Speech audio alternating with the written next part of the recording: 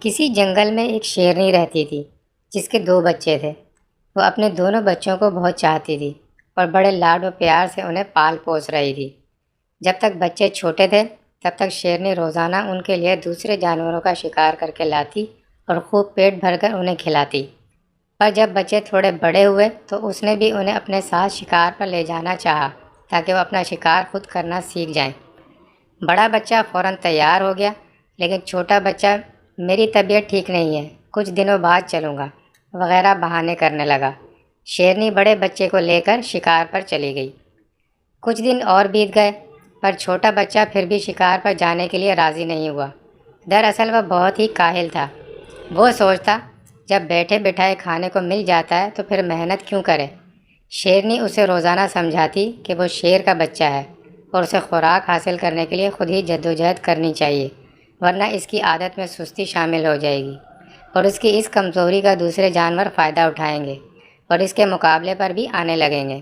چھوٹا بچہ اپنی ماں کی اس نصیحت کو ایک کان سے سنتا اور دوسرے سے اڑا دیتا۔ وہ سمجھتا کہ اس کی ماں اس سے جلتی ہے اور اسے تکلیف پہنچانے کے لیے غیر ضروری محنت و مشقت کے کاموں میں لگانا چاہتی ہے۔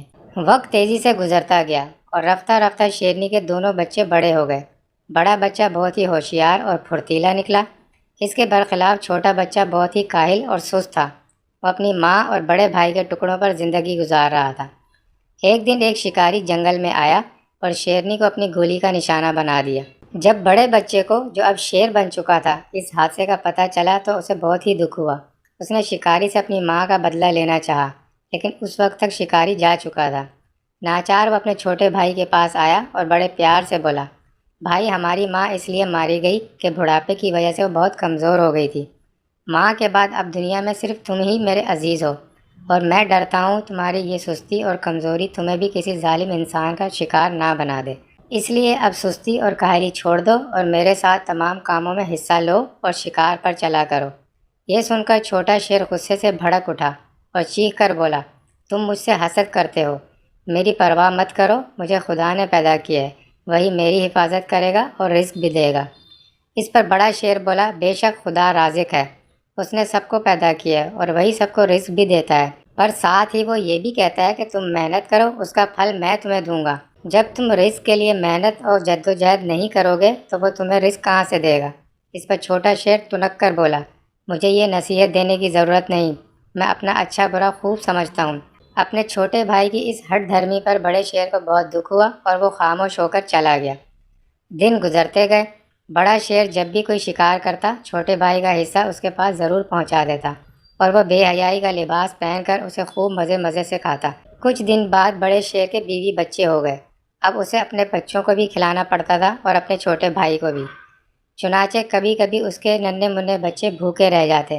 بچوں کو بھوک سے تڑپتے دیکھ کر رفتہ رفتہ بڑے شیر نے اپنے چھوٹے بھائی کی بری عادتوں سے تنگ آ کر اسے اس کے حال پر چھوڑ دیا۔ اب چھوٹا شیر بھوکا مرنے لگا۔ حرام کا کھا کھا کر وہ اتنا کاہل اور سست ہو گیا تھا کہ اپنی خوراک کی تلاش میں جانے کے لیے اس کی ہمت ہی نہیں ہوتی تھی۔ چھوٹے موٹے خرگوش، گیدڑ اور لومڑی جیسے جانور جو انجانے میں اس کے پاس آ جاتے، انہیں پکڑ کر وہ ہڑپ کر جاتا، پھر بھی اس کا پیٹ نہیں بھرتا۔ کئی دن تو اسے یہ چھوٹے موٹے جانور بھی نصیب نہیں ہوتے۔ اس طرح بھوکے رہ رہ کر وہ کمزور ہونے لگا اور ایک دن ایسا بھی آیا کہ اس میں حرکت کرنے کی بھی طاقت نہیں رہی۔ اس کی حالت مردوں سے بدتر ہو گئی۔ ایک دن ایک بھوکا چوہا اس کے قریب سے گزرا اور اسے بے حس و حرکت دیکھ کر مردہ سمجھ بیٹھا اور اس کے کان کتر کتر کر کھانے لگا۔